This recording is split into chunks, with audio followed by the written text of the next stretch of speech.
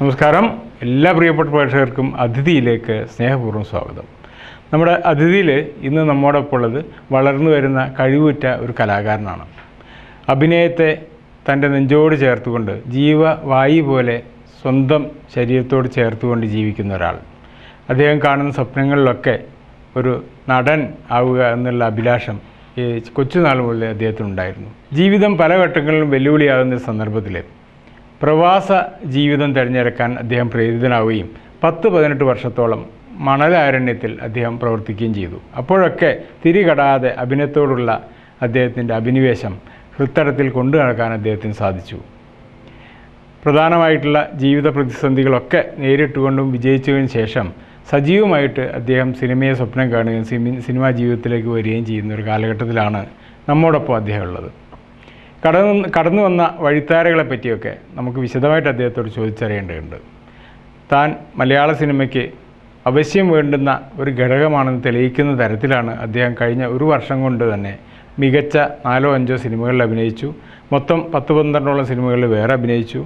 അതിനൊക്കെ അപ്പുറം ചില ബലിച്ചോറ് പോലെയുള്ള ചില ടെലിഫിലിമുകളിൽ തൻ്റെ അഭിനയ മികവ് കൊണ്ട് മികച്ച നടനുള്ള അവാർഡ് വാങ്ങാനൊക്കെ അദ്ദേഹത്തിന് സാധിച്ചു. ഇപ്പോഴും നിരന്തരം തൻ്റേതായിട്ടുള്ളൊരു നല്ല കഥാപാത്രത്തെ തേടിയുള്ള അന്വേഷണത്തിലാണ് അദ്ദേഹം. മുഴുവൻ സമയ സിനിമാക്കാരനായി ഇപ്പോൾ പ്രത്യേകിച്ച് പുതിയതായിട്ട് ഇറങ്ങാനുള്ള 3-4 സിനിമകളിലൂടെ അദ്ദേഹം കരാർ ചെയ്യപ്പെട്ടു. ഒരുപക്ഷെ നാളെ ഭാവിയിൽ നമ്മളൊക്കെ ഉറ്റുനോക്കുന്ന തികഞ്ഞ ഒരു അഭിനേതാവിനെ കൂടി നമുക്ക് കിട്ടുകയാണ്. അപ്പം നമുക്ക് ജബ്ബാർ ചെമ്മാട് എന്ന ഈ ജബ്ബു എന്നാണ് അദ്ദേഹം സുഹൃത്തുക്കളുടെ അറിയപ്പെടുന്നത്. പ്രിയപ്പെട്ട ജബ്ബാർ ചെമ്മാടിനെ സ്നേഹപൂർവ്വം നമ്മൾ പ്രോഗ്രാമിലേക്ക് സ്വാഗതം ചെയ്യുകയാണ്. നമസ്കാരം. എൻ്റെ പേര് ജബ്ബാർ ചെമ്മാട്. എൻ്റെ സുഹൃത്തുക്കൾ എന്നെ ജബ്ബു ചെമ്മാട് എന്ന് വിളിക്കും.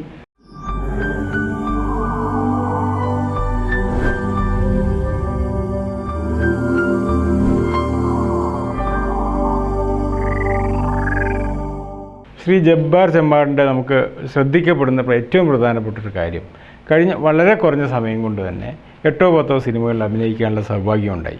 അതിനപ്പുറം സിനിമയെ അല്ലെങ്കിൽ ഈ കലയെ നെഞ്ചോട് ചേർത്തുകൊണ്ട് തൻ്റെ നിരന്തരമായ അന്വേഷണം അദ്ദേഹം തുടരുകയാണ്. എങ്ങനെയാണ് ഈ സിനിമ അല്ലെങ്കിൽ കല എന്നുള്ളൊരു മാധ്യമത്തിനോട് ഇത്രയധികം അഭിനിവേശം തോന്നാനിടയായത്? എങ്ങനെയാണ്? സർ, ഞാൻ പഠിക്കുന്ന കാലത്ത് സ്കൂളിൽ നാടകങ്ങളിലും അതുപോലെ ഒപ്പനകളിലും ആൺപിള്ളേരുടെ ഒപ്പനകളിലൊക്കെ ഞാൻ അഭിനയിച്ചിട്ടുണ്ട്. ഞാൻ പഠിച്ചിരുന്ന സ്കൂളിലെ സബ് ജില്ലാ യുവജനോത്സവത്തിൽ നാടകത്തിന് സെക്കൻഡ് പ്രൈസ് സ്കൂളിൽ ഞാൻ വാങ്ങിച്ചു കൊടുത്തിട്ടുണ്ട്. പക്ഷേ സ്കൂൾ പഠിക്കുന്ന കാലം മുതലേ എനിക്ക് അഭിനയത്തിനോട് അത്ര ഇഷ്ടമായിരുന്നു. അപ്പോൾ കൂട്ടുകാരിലൊക്കെ ഒരു നടൻ എന്നുള്ള നിലയിൽ അപ്പോഴേ അറിയപ്പെട്ടു തുടങ്ങിയിരുന്നു. സ്കൂളിൽ ഞാൻ എൻ്റെ സ്കൂളിൽ സാറന്മാർ തന്നെ പറയും, നീ ഇതൊക്കെ വിട്ടിട്ട് നീ എവിടെയെങ്കിലും ഒന്ന് നടനായിട്ട് പോടാ എന്ന് പറഞ്ഞൊരു കാലമുണ്ട്. പക്ഷെ ആ വാക്കിനെ ഞാൻ എൻ്റെ മനസ്സിൽ വെച്ചു. എൻ്റെ സ്വപ്നങ്ങളെ ഞാൻ പൊടിയെ തട്ടിയെടുത്ത് ഞാനിപ്പോൾ നിങ്ങളുടെ മുന്നിൽ ഇരിക്കുന്ന നടനായിട്ട്. അതെ, അപ്പോൾ അത്രയും ചെറിയ പ്രായത്തിൽ തന്നെ അദ്ദേഹം തൻ്റേതായിട്ടുള്ള കഴിവ് തെളിച്ചിരുന്നു. പക്ഷെ അന്നത്തെ കിട്ടിയ പ്രോത്സാഹനങ്ങളാണ് ഒരുപക്ഷെ ഇന്നത്തെ ജബ്ബാർ എന്നുള്ള അവസ്ഥയിലൊക്കെ അദ്ദേഹം വളർത്തിയിട്ടുണ്ടാവുക. പക്ഷേ സാഹചര്യം പലപ്പോഴും പ്രതികൂലമാകുന്നതുകൊണ്ട് നമ്മുടെ ജീവിതം നമ്മളെ വിഴുങ്ങാനായിട്ടൊക്കെ വരുമ്പോൾ സ്വാഭാവികമായിട്ടും നമ്മൾ മറ്റ് മേഖലകളിലൊക്കെ അതിജീവനത്തിൻ്റെ മാർഗത്തിലൂടെ പോകേണ്ടി വരും.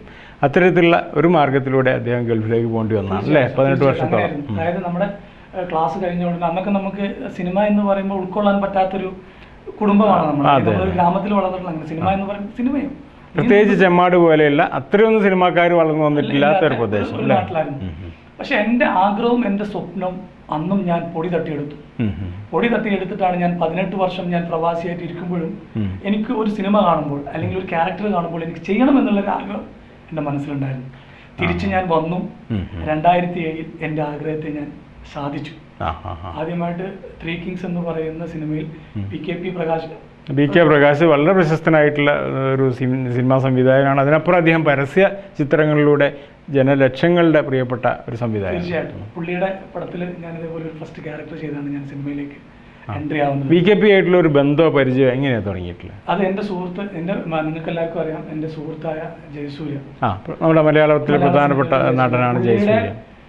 സപ്പോർട്ടോട് കൂടിയാണ് ഞാൻ സിനിമയിലെത്തുന്നത്. പുള്ളിയുടെ കൂടെ ആയിരുന്നു ഞാൻ 5 വർഷത്തോളം. അപ്പൊ സിനിമാ ലോകത്തിലേക്കുള്ള ഒരു എൻട്രി തന്നത് ജയസൂര്യാണ്.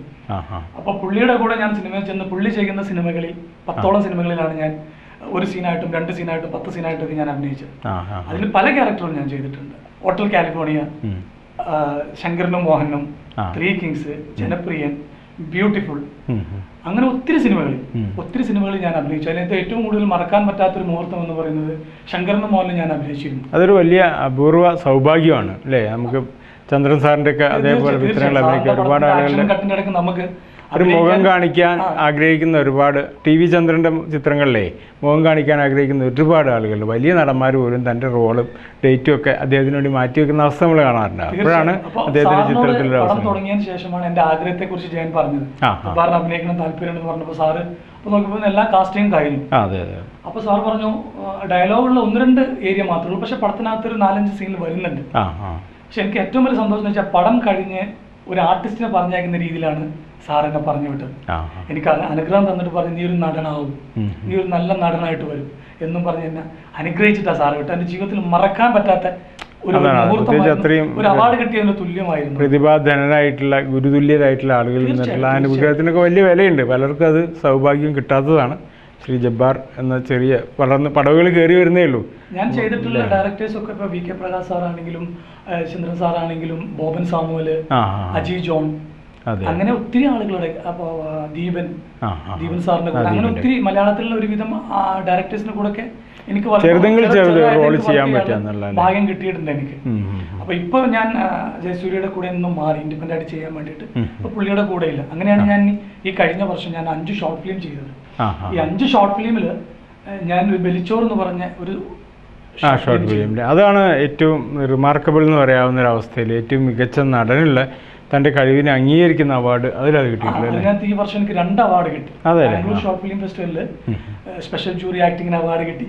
അത് കഴിഞ്ഞ് നമ്മുടെ സ്വന്തമായ കോഴിക്കോടിന്റെ മണ്ണിൽ നിന്ന് എനിക്ക് ബെസ്റ്റ് ആക്ടർ അവാർഡ് കിട്ടി. അതല്ലേ, അത് ഏത് സംഘടന സംഘടിപ്പിച്ച 24 frames short film festival town ഹാളിൽ വെച്ചാണ് നടന്ന സ്പെഷ്യൽ ജൂറി ബെസ്റ്റ് ആക്ടർ ആയിട്ട് എനിക്ക് തന്നത്. അപ്പൊ അതും നമുക്ക് നമ്മുടെ നാട്ടിൽ നിന്നാണ് കിട്ടിയത്. നമ്മുടെ നാട്ടിൽ എല്ലാവരും പറയും ഏറ്റവും കൂടുതൽ സ്നേഹിക്കാൻ അറിയുന്ന ഒരു മലബാറുകാരാണ്, പ്രത്യേകിച്ച് കോഴിക്കോട്ടുകാർ. മറയില്ലാതെ പുറത്ത് കാണിക്കുന്ന ആളുകൾ. തീർച്ചയായിട്ടും ആ കോഴിക്കോടിന്റെ മണ്ണിൽ നിന്നും കിട്ടിയതിന് വളരെ വളരെ വളരെ സന്തോഷമുണ്ട്. ഇനി നമുക്ക് ബലിച്ചോറിനെ പറ്റി ഒന്ന് ഏകദേശം ഒന്നറിയാം. ബലിച്ചോർ എന്ന് പറഞ്ഞാൽ എന്താണ് അതിന്റെ ഒരു സബ്ജക്ട്? ബലിച്ചോർ എന്ന സിനിമ ഉണ്ടാവാൻ കാരണം എൻ്റെ ഉമ്മുമ്മയാണ് എന്നെ വളർത്തിയതും എല്ലാം ചെയ്തത്, പഠിപ്പിച്ചൊക്കെ എൻ്റെ ഉമ്മുമ്മാനെ കാണാൻ ഞാൻ ഇതേപോലെ താടി വെച്ച് ചെന്നപ്പോൾ ഉമ്മ പറഞ്ഞു എന്തൊരു കോലടാ നിന്നെ കണ്ടു കഴിഞ്ഞാൽ ഭ്രാന്തനെ പോലെ ഇരിക്കുന്നുണ്ടല്ലോ, എനിക്ക് തോന്നുന്നു വെട്ടി നന്നായിക്കൂടെ എന്ന് വെച്ചു ഉമ്മുമ്മ. അപ്പൊ എനിക്ക് അവിടെ ചെറിയ സ്പാർക്ക് കൊണ്ട് ഇവർക്ക് ഇങ്ങനെ തോന്നിയാൽ എന്തുകൊണ്ട് നമുക്ക് ചിന്തിച്ചുകൂടാ. അപ്പൊ ഞാനാണെങ്കിൽ 10 മിനിറ്റ് ഷോർട്ട് ഫിലിം ആണെങ്കിൽ നമുക്ക് ചെയ്യുന്ന ക്യാരക്ടർ മനസ്സിൽ നിൽക്കണം. ആ ഒരു 10 മിനിറ്റ് സിനിമ ചെയ്യുമ്പോൾ ആ ക്യാരക്ടർ അവർ ആ സിനിമ കഴിഞ്ഞാൽ അവർ മനസ്സിൽ നിൽക്കണം. അങ്ങനെ ഞാൻ അതിൻ്റെ തെരഞ്ഞ് നടക്കുമ്പോൾ എനിക്ക് സൗത്ത് റെയിൽവേ സ്റ്റേഷനിൽ നിന്ന് ഞാൻ ട്രെയിനിൽ കയറി പോകുമ്പോൾ ബലിച്ചോറിൽ ഞാൻ ചെയ്ത ക്യാരക്ടർ ലോദർ എന്ന് പറയുന്ന അതുപോലത്തെ ഒരു ഭ്രാന്തനെ ദൈവം എൻ്റെ മുന്നിൽ കൊണ്ടിട്ട് തന്നു. അയാളുടെ മാനറിസങ്ങളായിരുന്നു മൊത്തം. അയാള് ചിരിക്കുന്നുണ്ട്, അയാൾ കരയുന്നുണ്ട്, അയാൾ വർത്തമാനം പറയുന്നുണ്ട്, അയാൾ ഭക്ഷണം കഴിക്കുന്നുണ്ട്, പക്ഷെ എല്ലാം അയാളോട് തന്നെ, വേറെ ആരോടല്ല. അയാൾ ചിരിക്കുന്ന അയാളോട് തന്നെ, അയാൾ സംസാരിക്കുന്ന അയാളോട് തന്നെ. അപ്പം ഞാൻ ഇതിനെ മാക്സിമം എൻ്റെ മൊബൈലിൽ അങ്ങ് വീഡിയോസും സ്റ്റില്ലൊക്കെ എടുത്ത് അങ്ങ് റെഡിയാക്കി വെച്ചിട്ട് എൻ്റെ സുഹൃത്തിനോട് പറഞ്ഞു ഇങ്ങനെ ഒരു ത്രെഡ് എൻ്റെ അടുത്തുണ്ട്, ഇത് നമുക്ക് ഡയറക്റ്റ് ചെയ്യണം, നിനക്ക് ഡയറക്റ്റ് ചെയ്യാൻ പറ്റും, നീ ഇതിന് സ്ക്രീൻ പ്ലേ ചെയ്തു എന്ന് ചോദിച്ചപ്പോൾ തീർച്ചയായിട്ടും ഞാൻ ചെയ്യാം. പ്രൊഡ്യൂസർ ഇല്ല. ഞാൻ എൻ്റെ വൈഫിനോടും പിള്ളേരോടും പറഞ്ഞപ്പോൾ അവൾ പറഞ്ഞു നിങ്ങളുടെ ആഗ്രഹത്തെ നിങ്ങളാണ് കൊണ്ടുവരേണ്ടത്, അല്ല മറ്റുള്ളവരല്ല. നിങ്ങൾക്ക് ഇത് ചെയ്യണം, ഞാൻ പ്രൊഡ്യൂസ് ചെയ്യാന്ന് പറഞ്ഞു അവൾ എന്നോട്. എൻ്റെ വൈഫാണ് അത് പ്രൊഡ്യൂസ് ചെയ്തത്. പക്ഷെ അന്ന് ആ പ്രോത്സാഹനം എനിക്ക് തന്നത് കൊണ്ട് ഈ വർഷം എനിക്ക് 2 അവാർഡ് എൻ്റെ കയ്യിൽ. അപ്പൊ നമ്മൾ പോസിറ്റീവായിട്ട് ചിന്തിക്കുക. പോസിറ്റീവായിട്ട് നമ്മൾ നെഗറ്റീവായിട്ട് ചിന്തിച്ചിരുന്നെങ്കിൽ ഇന്ന് എനിക്ക് അവാർഡ് കിട്ടില്ല, നമ്മൾ ഇന്ന് ഫ്ലോറിൽ ഇരിക്കുക. അതുകൊണ്ടാണ് എനിക്ക് ദൈവാനുഗ്രഹം കൊണ്ട് അതെല്ലാം കിട്ടിയത്. എൻ്റെ ഉമ്മമാന്റെ ഒറ്റ വാക്കിന്റെ ഒരു സ്പാർക്ക് കൊണ്ടാണ് ഇന്ന് ഈ ബലിച്ചോറുണ്ടായത്. അതിയായ സന്തോഷമുണ്ട്. അതുകൊണ്ട് ഈ വർഷം ഞാൻ 4 സിനിമകൾ ചെയ്യുന്നു.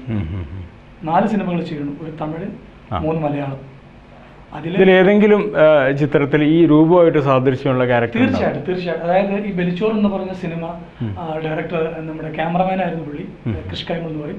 പുള്ളി ഫസ്റ്റ് ആയിട്ട് ചെയ്യുന്ന ഓലപ്പിപ്പി എന്ന് പറഞ്ഞ സിനിമ. ബിജു മേനോനാണ് അതിനകത്ത് നായകൻ. ഹീറോ ചെയ്യുന്നത് ബിജു മേനോൻ, ബിച്ചേടനാണ്. പുള്ളിയുടെ കൂടത്തിന് സെൻട്രൽ ആയിട്ടുള്ള ക്യാരക്ടർ, ത്രൂ ഔട്ടുള്ള ഒരു ക്യാരക്ടറാണ് ഞാൻ ചെയ്യുന്നത്.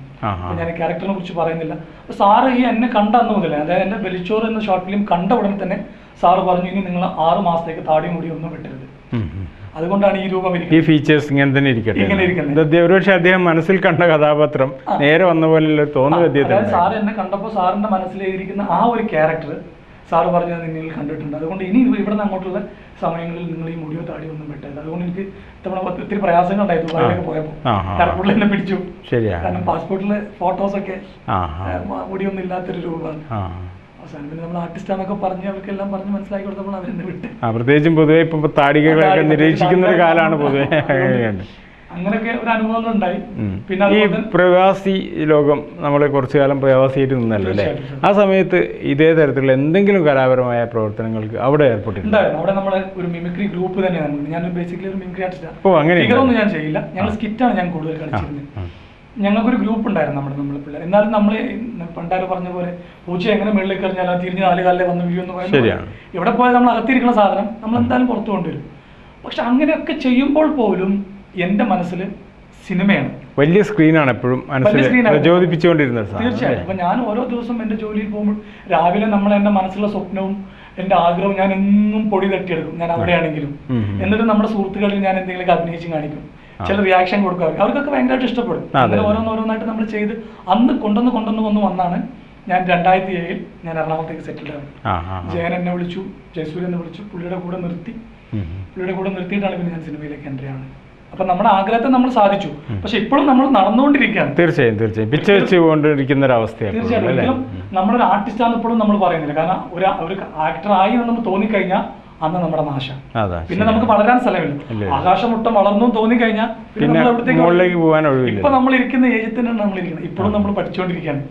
അതുകൊണ്ട് ഞാൻ ചെയ്യുന്ന നായകനാകുന്ന ഒരു സിനിമ ഉണ്ട് ദുബായിലും ഇവിടെയും കൂടി ചിത്രീകരിക്കാൻ. അടുത്ത ഈ വർഷം തന്നെ ഫസ്റ്റ് മീറ്റിംഗ് കഴിഞ്ഞു. ഞാൻ ഒളിമ്പിക് സിനിമ കഴിഞ്ഞ ഉടനെ ഞാൻ തിരിച്ചു പോയിട്ട് അതൊരു വ്യത്യസ്തമായിട്ട് അതിനിപ്പോ ഞാൻ പറയുന്നില്ല.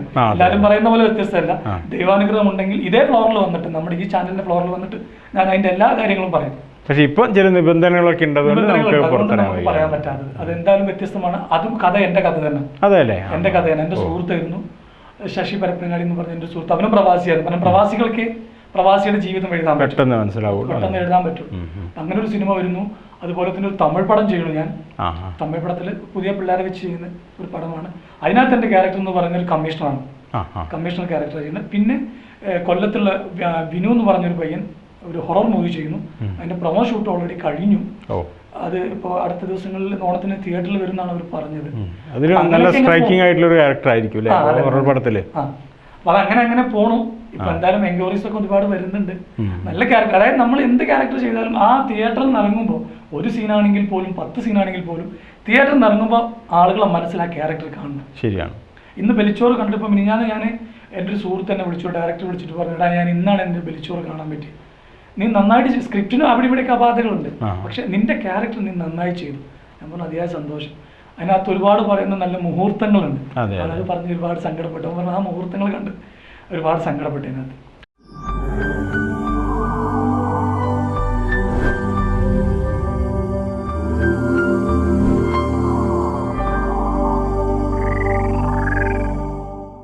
ബലിച്ചോറിന്റെ ഷൂട്ടുമായിട്ട് ബന്ധപ്പെട്ട എന്തെങ്കിലും ഒരു അനുഭവം, അതായത് കഥാപാത്രത്തോട് താതാത്മ്യം പ്രാപിക്കാനുള്ള ഒരു ശ്രമത്തിന്റെ ഒരു അംഗീകാരമൊക്കെ ആയിട്ട് അങ്ങനെ വല്ല എന്തെങ്കിലും?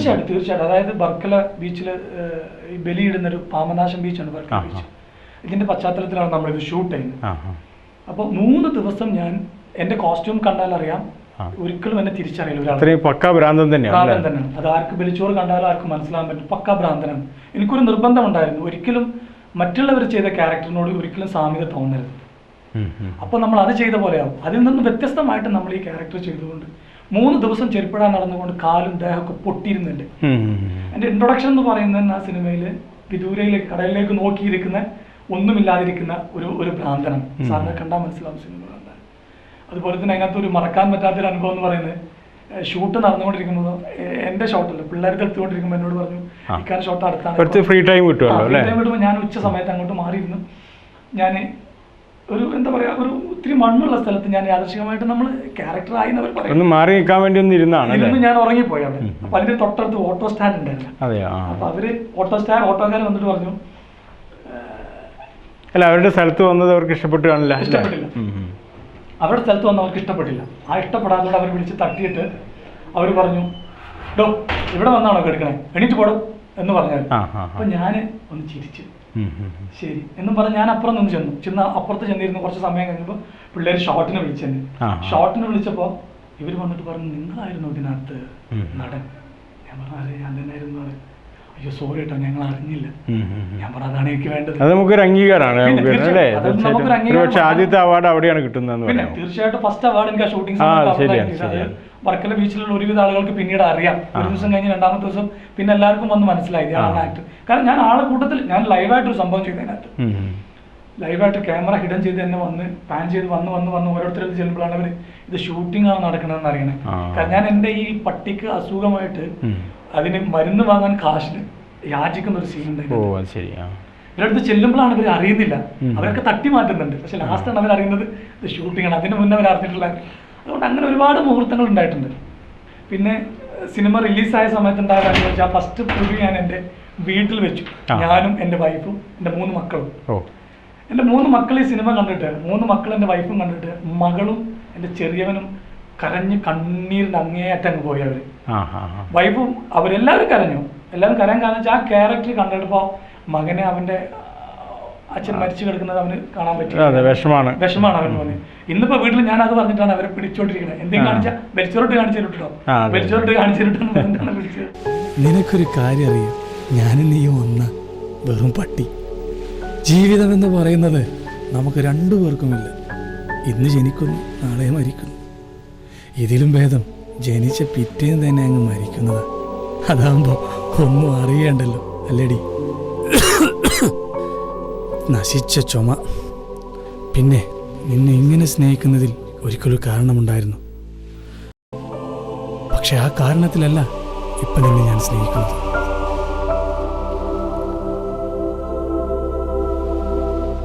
ഞാൻ ചത്ത എനിക്ക് ബലിച്ചോറിടാൻ നീയേ ഉള്ളൂ.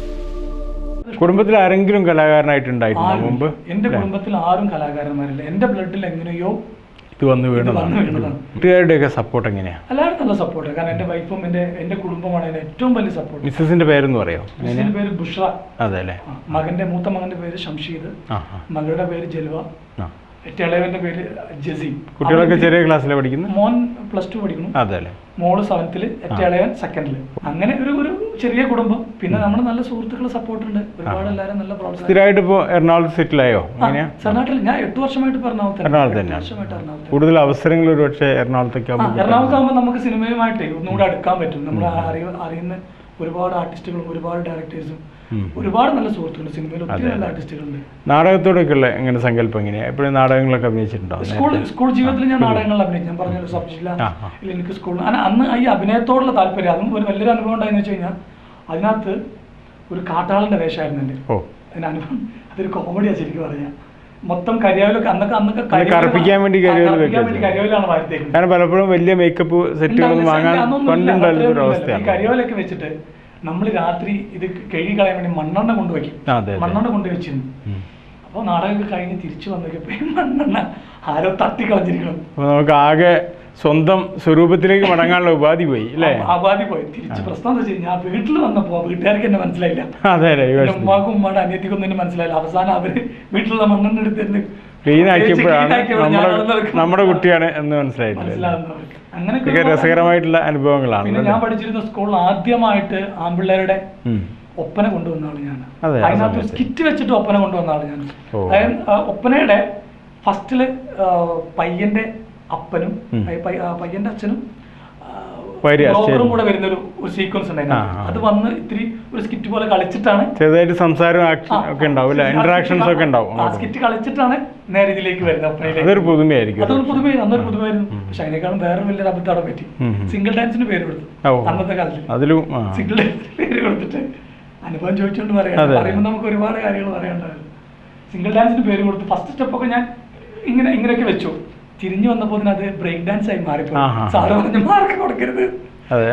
യോഗ്യത നഷ്ടപ്പെട്ടു. ഒരുപാട് ചെറിയ ചെറിയ അനുഭവങ്ങളാണ് നമ്മുടെ നമ്മുടെ സാറന്മാർ തന്നെയാണ് നമ്മുടെ ഏറ്റവും വലിയ സപ്പോർട്ട് കിട്ടുക. ഒത്തിരി സപ്പോർട്ട് കിട്ടും സാറന്മാരൊക്കെ. അതേ പഠിച്ച സ്കൂളിൽ 10 സിനിമ കഴിഞ്ഞാല് ഞാൻ ചീഫ് ഗസ്റ്റ് ആയിട്ട് പോയി. അതെയോ? അതൊരു സൗഭാഗ്യം. അതായത് നമ്മുടെ പൂർവ്വ വിദ്യാർത്ഥി എന്നുള്ള നിലയിൽ അഭിമാനത്തോടെ. അതായത് അവിടുത്തെ വിജയോത്സവത്തിന്റെ അന്ന്, സ്കൂൾ വിജയോത്സവത്തിന്റെ അന്ന് ചീഫ് ഗസ്റ്റ് ആയിട്ട് എന്നെ വിളിച്ചു. ഞാൻ അവിടെ ചെന്നു. അപ്പോൾ എന്നെ അന്ന് പറഞ്ഞ നിനക്ക് നടനായിക്കൂടാ എന്ന് പറഞ്ഞ സാറ് ഇപ്പൊ കഴിഞ്ഞ വർഷം റിട്ടയർഡായി. ആ, സാറിനോട് ഞാൻ പറഞ്ഞു, പക്ഷെ സാറിന്റെ മനസ്സിൽ അതൊന്നുമില്ല. പക്ഷെ നമ്മൾ ആ വാക്കിനെ മനസ്സിൽ വെച്ച് നമുക്കുണ്ടാവും നടനാവണം എന്നുള്ള നമ്മുടെ ആ മനസ്സിലെ ആഗ്രഹം, ദൈവം അതിനെല്ലാം ദൈവത്തിനോട് ഞാൻ നന്ദി പറയുന്നു. ഒരു കാര്യം ചോദിക്കട്ടെ, നമുക്ക് ഇതിനപ്പുറത്ത് എഴുത്തിന്റെ മേഖലയിൽ വല്ല താല്പര്യമുണ്ടോ? എഴുതുന്നൊരു സ്വഭാവം ഉണ്ടോ? നാടകമായാലും അല്ലെങ്കിൽ സ്ക്രിപ്റ്റ് ആയാലും സിനിമയോ സീരിയലോ അങ്ങനെ വല്ല ശ്രമം നടത്തിയിട്ടുണ്ടോ? എഴുതുന്നതിൽ താല്പര്യമില്ല, പക്ഷെ കഥ അത് നമ്മളെ മേഖല, നമ്മളെ അഭിനയത്തിനോടാണ് താല്പര്യമെങ്കിൽ എങ്കിലും നമുക്ക് കഥ നമ്മുടെ മനസ്സിലുണ്ട്. ഞാൻ പറയുന്നത് ദുബായ് സിനിമയുടെ ഫുൾ കഥ എന്റെ മനസ്സിലുണ്ട്. എന്റെ സുഹൃത്തിനെ കൊണ്ട് എഴുതിക്കുന്നു. കാരണം നമ്മൾ എഴുതിയ ചിലപ്പോൾ അത്ര സ്ക്രീൻ പ്ലേ കൂടുതൽ ഏറ്റവും യോജിച്ച ആൾക്ക് അതിന്റെ റോള് കൊടുക്കുന്ന നമ്മൾ ഡിസ്കഷൻ നമ്മൾ ഇരുന്നിട്ടാ പറയുന്നത്, ഇയാൾ ഇങ്ങനെ, ഈ ക്യാരക്ടർ ഇങ്ങനെ, അയാളെ കോസ്റ്റ്യൂം ഇങ്ങനെ എന്ന് പറയുന്ന ഒരു രീതി ഉണ്ടല്ലോ. അത് പറഞ്ഞു കൊടുക്കുമ്പോൾ അവർ എഴുതുമ്പോൾ അതിന്റെ എൻ്റെ ഒരു പ്രവാസി എന്നെ ഉള്ളിലുള്ളത് കൊണ്ടാണ് എനിക്ക് അങ്ങനെ ഒരു സിനിമയെ കുറിച്ച് ചിന്തിക്കാൻ പറ്റിയത്. അങ്ങനെ നല്ലൊരു സിനിമയായിരിക്കും തീർച്ചയായിട്ടും. അതിനകത്തൊരു മെയിനായിട്ടൊരു ഗസ്റ്റ് ഉണ്ടാവും. ദൈവാനുഗ്രഹം ഉണ്ടെങ്കിൽ നമ്മുടെ ഈ ഫ്ലോറിൽ ഞാൻ ആ ഗസ്റ്റിനെ സംഭവിക്കട്ടെ എന്ന് നമ്മൾ പ്രാർത്ഥിക്കുകയാണ്. കാരണം ആ ഗസ്റ്റിനെ ഇതുവരെ മലയാള സിനിമയിൽ കൊണ്ടുവരാത്ത ഒരു റൂട്ടിലൂടെയാണ് ആ സിനിമ പോകുന്നത്. എനിക്കത് പറയാൻ പറ്റില്ല. മനസ്സിലാവുന്നുണ്ട്. ആ സിനിമയുടെ ആ സമയത്ത്, അതായത് സിനിമ റിലീസിങ്ങിന്റെ സമയത്ത് എന്ത് തന്നെയാണെങ്കിലും നമ്മുടെ കോഴിക്കോട് നമ്മുടെ ഈ ചാനലിൽ വളരെ സന്തോഷം. എൻ്റെ കൂടെയുള്ള ഗസ്റ്റിനെ ഞാൻ തീർച്ചയായിട്ടും കൊണ്ടുവരും. വളരെ നല്ലൊരു പ്രൊജക്റ്റായിട്ട് ഇത് മാറട്ടെ. ഈ കലാകാരൻ്റെ ഈ അധ്വാനവും ശ്രമങ്ങളൊക്കെ ഒരു വലിയ വിജയമായിട്ട് തീരട്ടെ എന്ന് നമ്മൾ പ്രേക്ഷകരുടെ പ്രാർത്ഥന കൂടി ഈ ജബ്ബാറിന് നമ്മൾ വിൽക്കുകയാണ്. നമ്മൾ 10-12ഓളം സിനിമകൾ ശ്രീ ജബ്ബാർക്ക് അഭിനയിച്ചിട്ടുണ്ട്. അപ്പോൾ അതിലൊക്കെ പ്രധാനപ്പെട്ടതല്ലെങ്കിൽ പോലും തൻ്റേതായ പ്രാധാന്യം അർഹിക്കുന്ന തരത്തിൽ കിട്ടുന്ന റോളുകൾ അദ്ദേഹം വളരെ മനോഹരമായിട്ട് ചെയ്യുകയും ചെയ്തിട്ടുണ്ട്. ഒരുപക്ഷെ അതിനുള്ള അംഗീകാരമാവാം പുതിയ സിനിമകളിലേക്കും അദ്ദേഹത്തെ ക്ഷണിക്കുന്നത്. കാരണം മലയാളത്തിൽ എപ്പോഴും നമുക്ക് നായക കഥാപാത്രങ്ങൾ മാത്രം മതിയാവില്ലല്ലോ, അതിന് സപ്പോർട്ടിംഗ് ആർട്ടിസ്റ്റുകൾ ഇഷ്ടം പോലെ വേണം. നമുക്ക് സപ്പോർട്ടിംഗ് ക്യാരക്ടേഴ്സിൽ ശരിക്കും ഷോർട്ടേജ് മലയാള സിനിമ അനുഭവിക്കുന്നുണ്ട് താനും. നല്ല മികച്ച കഴിവുള്ള കുറച്ച് കഥാപാത്രങ്ങൾ ഇനിയും മലയാള സിനിമയ്ക്ക് ആവശ്യമുണ്ട്. അത്തരത്തിൽ നമുക്ക് ചേർത്ത് വെക്കാവുന്ന ഒരു രൂപവും ഒരു ആകാരവും ഒക്കെയാണ് ശ്രീ ജബ്ബാറിന് ഈശ്വരൻ കനിഞ്ഞു നൽകിയിട്ടുള്ളത്. അതിനപ്പുറം മനസ്സിൽ തിരികടാതെ സൂക്ഷിക്കുന്ന അഭിനയത്തോടുള്ള തീക്ഷ്ണമായിട്ടുള്ള വാഞ്ചയും അദ്ദേഹം കൂടെ കൊണ്ടു നടക്കുന്നുണ്ട്. അതുകൊണ്ടാവാം ഇത്രയും സിനിമകളിൽ ചെറിയ കാലത്ത് അദ്ദേഹത്തിന് അഭിനയിക്കാൻ പറ്റിയിട്ടുള്ളതും. അപ്പോൾ അങ്ങനെ ചോദിക്കുകയാണെങ്കിൽ നമുക്ക് ഇത്രയും സിനിമകളിലൊക്കെ അഭിനയിച്ചു, അതിൽ കൂടുതൽ ആസ്വാദകരുടെ അടുത്ത് അഭിപ്രായം കിട്ടിയിട്ടുള്ള റോള് ഏത് സിനിമയിൽ ചെയ്തിട്ടുള്ളതാണ്? പുണ്യാളൻ അഗർബത്തീസ് എന്ന് പറയുന്ന സിനിമയിൽ ജയസൂര്യ നിർമ്മിച്ചിട്ടുള്ള സിനിമയാണ് അല്ലേ? പ്രൊഡ്യൂസ് ചെയ്ത് ജയറാം രഞ്ജി ശങ്കർ സാറിന് പ്രൊഡ്യൂസ് ചെയ്ത് പുണ്യാളൻ എന്ന അഗർബത്തീസില് പുറിഞ്ചു എന്ന് പറയുന്ന ക്യാരക്ടർ. ഈ പുറിഞ്ചു എന്ന് പറഞ്ഞ ക്യാരക്ടറിനെ എനിക്ക് തന്നത് അവർ രണ്ടുപേരും കൂടെയാണ്. ഈ ക്യാരക്ടർ നീ ചെയ്താൽ നീ നന്നാവും എന്ന് പറഞ്ഞ പടത്തിൽ ത്രൂ ഔട്ട് ഉണ്ട്. അതുപോലെ തന്നെ താങ്ക് യു എന്ന് പറയുന്ന സിനിമയില് VKP സാർ എനിക്കൊരു ക്യാരക്ടർ തന്നു. അതിനകത്ത് ഒരു പ്രസന്റ് പോലീസുകാരനായിട്ട് അതെന്റെ ലൈഫിൽ എനിക്ക് നല്ല ഒരുപാട് ഗുണം ചെയ്തിട്ടുണ്ട് ആ ക്യാരക്ടർ. ആ ക്യാരക്ടറും ഒരുപാട് പേര് കണ്ടിട്ട് നീ ഇപ്പോൾ ചെയ്ത് നന്നായിട്ടുണ്ട്. അതിലാണ് VKP സാർ എന്നെ കുറിച്ച് ചാനലിൽ പറഞ്ഞത്, അവൻ നല്ലൊരു ആക്ടറാണ്, നല്ലൊരു കാലിബറുള്ള ആക്ടറാണ്, അവൻ രക്ഷപ്പെടും, അവൻ നല്ലൊരു നടനായിട്ട് വരുന്ന സാറിനെ കുറിച്ച് നമുക്ക് അവാർഡ് പോലെ തന്നെ ബഹുമാനിക്കാവുന്ന വലിയ വാക്കുകളാണ്. പ്രത്യേകിച്ച് വലിയൊരു നടൻ, നല്ലൊരു സംവിധായകന്റെ അഭിനയിക്കാനുള്ള ഭാഗ്യം കിട്ടിയാലും സാറിന് ഫസ്റ്റ് ഞാൻ അഭിനയിച്ചത് സാറിന്റെ പടത്തിൽ തന്നെ VKPയുടെ പടത്തിൽ തന്നെ ഞാൻ അഭിനയിച്ചത്. ത്രീ കിങ്സിലാണ് ഞാൻ ആദ്യമായിട്ട് അഭിനയിക്കുന്നത്. അന്ന് എനിക്ക് തന്ന ഡയലോഗും ഒരു കന്നഡ ഡയലോഗായിരുന്നു, മലയാളം അല്ലായിരുന്നു. അപ്പൊ അങ്ങനെയൊക്കെ അനുഭവം ഉണ്ട്. സാറിനായിട്ട് നല്ല ബന്ധന്റെ ഇടയ്ക്ക് വിളിക്കാറുണ്ട്. എല്ലാവരും ഞാൻ വിളിക്കാറുണ്ട്, ആർട്ടിസ്റ്റുകൾ എല്ലാവരും വിളിക്കാറുണ്ട്, പരിചയമുള്ളത് എല്ലാവരും. ഒരുവിധ ആളുകൾ ബലിച്ചോറ് കണ്ടിട്ട് എല്ലാവരും അഭിപ്രായങ്ങൾ പറഞ്ഞു, നന്നായി എന്ന് പറഞ്ഞു. ഇപ്പൊ അവാർഡ് കിട്ടിയതിന് ശേഷം എല്ലാവരും ഫേസ്ബുക്കിലൂടെയും ഇപ്പോ ഈ വാട്സപ്പ് എന്ന് പറയുന്ന ഈ മാധ്യമങ്ങളിലൂടെയും എല്ലാവരും കൂടെ സൈജു ഗ്രൂപ്പും അതുപോലെ തന്നെ ഒത്തിരി ആർട്ടിസ്റ്റുകൾ എന്നെ വിളിച്ച് കൺഗ്രാറ്റ്സ് പറഞ്ഞിരുന്നു. ഒരുപാട് മറ്റേ മേനക ചേച്ചി, ആർട്ടിസ്റ്റ് മേനക ചേച്ചി ഉണ്ടല്ലോ, അവര് കൺഗ്രാറ്റ്സ് അയച്ചിരുന്നു. പൊന്നമ്മ ചേച്ചി, പൊന്നമ്മ ബാബു, അങ്ങനെ നമ്മളെ പരിചയമുള്ള പ്രത്യേകിച്ച് എടുത്താൽ പറയാൻ കാരണം നമ്മൾ ഉണ്ടപ്പക്രു അജയ് കൺഗ്രാറ്റ്സ് പറഞ്ഞിരുന്നു. കാരണം അജയാണ് രണ്ടാമത്തെ മിമിക്രിയിലേക്ക് കൊണ്ടുവരുന്നത്. ഞാൻ ഇവിടുന്ന് വിട്ട് ഗൾഫ് പോയി മിമിക്രിയിലേക്ക് കൊണ്ടുവരുന്ന അജയും ടിനിയും മനോജ് ഗിന്നസും നമ്മുടെ ബിജുക്കുട്ടനൊക്കെയാണ് രണ്ടാമത് കൊണ്ടുവരുന്നത്. അവരുടെ കൂടെ ഒരുപാട് സ്റ്റേജ് ഞാൻ അവിടെ ഷെയർ ചെയ്തിട്ടുണ്ട്, പറയാൻ വിട്ടുപോയി. ഒരുപാട് മേഖല കൂടി കുറച്ചു കാലം അവിടെ ഞാൻ ദുബായിലിരിക്കുന്ന സമയത്ത് ഇവിടുന്ന് വരുമ്പോ ഈ എന്താ പറയാ കരിവേപ്പില നിർബന്ധമാണ്, എന്നാൽ അത് ഇല്ലെങ്കിൽ കറിയുടെ ടേസ്റ്റ് ഉണ്ടാവില്ല എന്ന് പറയുന്നത്. ഞാനാണ് അവിടെ ചെല്ലുമ്പോൾ ഇവരെ കൂടെ ഇവർ ചിലപ്പോൾ രണ്ടുപേരുണ്ടാവുള്ളൂ, മൂന്നാമത്തെ ആൾ ഞാനാ കയറി കളിക്കും. അങ്ങനെ ഒത്തിരി സ്റ്റേജ് ഞാനൊരു 8-10 സ്റ്റേജോളം ഞാൻ കളിച്ചിട്ടുണ്ട് അങ്ങനെ ദുബായിൽ. അങ്ങനെ ഒരുപാട് അനുഭവങ്ങൾ ജീവിതത്തിൽ ഉണ്ടായിട്ടുണ്ട്. എല്ലാവരോടും നന്ദി പറയുന്നു, എല്ലാ ആളുകളോടും എന്നെ ഈ നിലയിൽ എത്തിച്ച എല്ലാവരോടും ഞാൻ നന്ദി പറയുന്നു, ദൈവത്തോടും നന്ദി പറയുന്നു.